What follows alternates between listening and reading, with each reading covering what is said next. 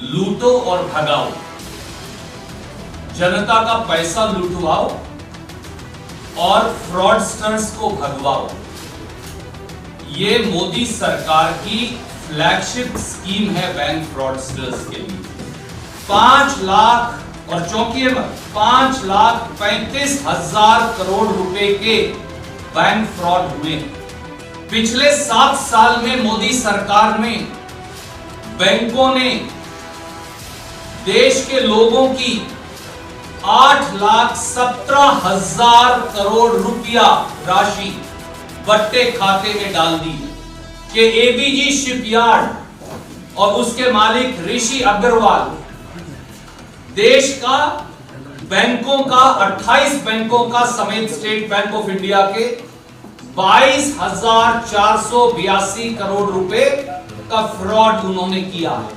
Fraudsters को पैसा गबन करने का पूरा मौका देने के बाद, भगोड़ों को भाग जाने का मौका देने के बाद, 60 महीने की देरी के बाद आखिर में सीबीआई ने 7 फरवरी 2022 को 28 बैंकों के साथ धोखाधड़ी की एफआईआर दर्ज करी।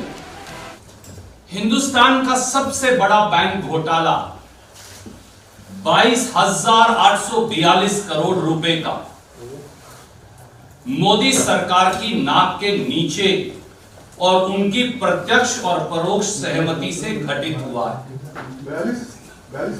22,842 करोड़ रुपए का। I'll give you all the details. साथियों, 3 तथ्य, इससे पहले कि मैं मेरी बात शुरू करूं, 3 तथ्य इस देश के लोगों को जानना जरूरी है। नंबर 1,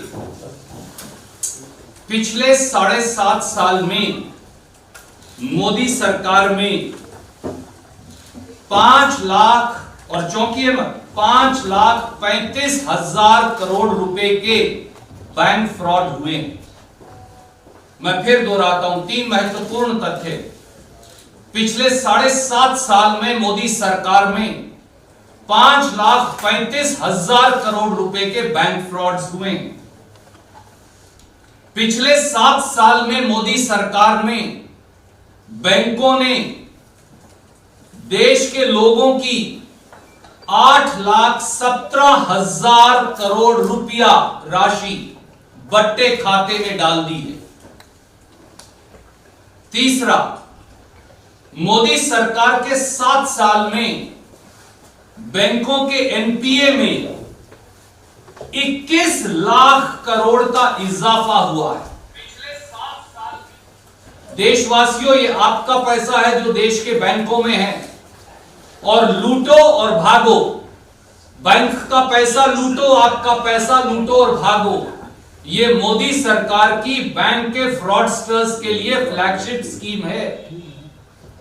और आज जब हिंदुस्तान के लोग जागे तो उन्होंने हर समाचार पत्र में पढ़ा कि एबीजी शिपयार्ड और उसके मालिक ऋषि अग्रवाल देश का बैंकों का 28 बैंकों का समेत स्टेट बैंक ऑफ इंडिया के 22,482 करोड़ रुपए का फ्रॉड उन्होंने किया है।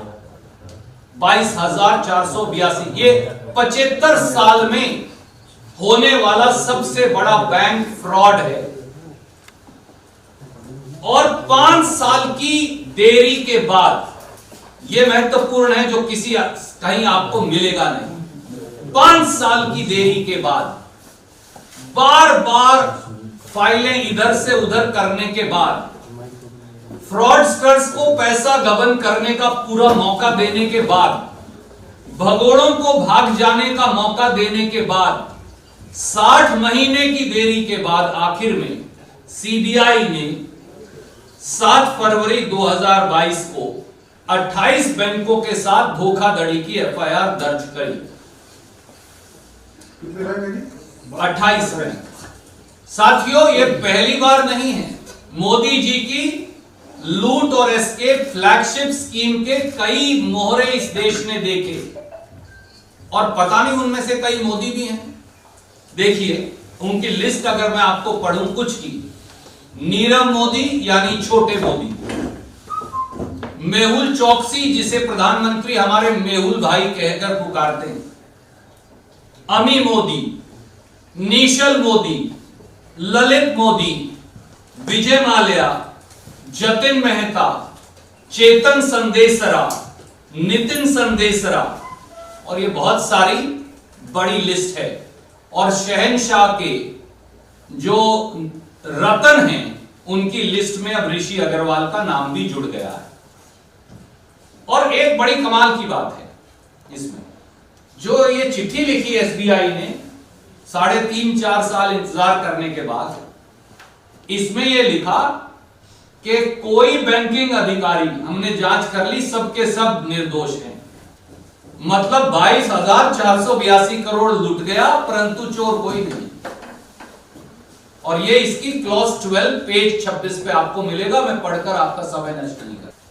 मुख्यमंत्री नरेंद्र मोदी जी ने 2007 में 1,21,000 स्क्वायर मीटर जगह इंडस्ट्रियल एस्टेट में सूरत में एलोकेट की, आउट ऑफ टर्न। दूसरा रुचिकर तथ्य यह है कि इसके बावजूद भी मुख्यमंत्री नरेंद्र मोदी जी ने इसी एबीजी शिपयार्ड को दहेज गुजरात में, जो बहुत बड़ा पोर्ट है, एससीजेड के अंदर सरकार की एक्वायर हुई जमीन में से 50 हेक्टेयर जमीन और दे दी। इधर सीएजी आपको इंडाइट कर रहा, आप कह रहे हो नहीं भैया और ले जाओ, कोई दिक्कत नहीं। 50 हेक्टेयर। और तीसरा रुचिकर तथ्य यह है कि ये ऋषि अग्रवाल और ABG shipyard 4 vibrant Gujarat summits में मोदी जी के साथ मंच पर बैठकर 22,000 करोड़ की इन्वेस्टमेंट कमिट कर चुका है। Check the facts. जब मुख्यमंत्री नरेंद्र मोदी जी कोरिया गए 2013 में प्रधानमंत्री बनने से पहले, तो अपने डेलीगेशन में एक व्यक्ति जो लेकर गए उसका नाम भी ऋषि अग्रवाल, एबीजी शिपयार्ड। अब मुझे नहीं पता वो चाहते हैं या नहीं, आप खुद इन तथ्यों से अंदाजा लगा सकते हैं।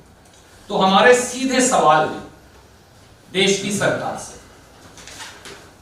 और वो सवाल है नंबर 1, मोदी सरकार को जब एबीजी शिपयार्ड के खिलाफ दिवालिया डिक्लेयर करने की प्रोसीडिंग्स 1 अगस्त 2017 को चालू हो गई थी, तो मोदी सरकार को 5 साल क्यों लगे केवल एक एफआईआर दर्ज करने में कि इन्होंने 28 बैंकों का 22,842 करोड़ गबन कर दिया।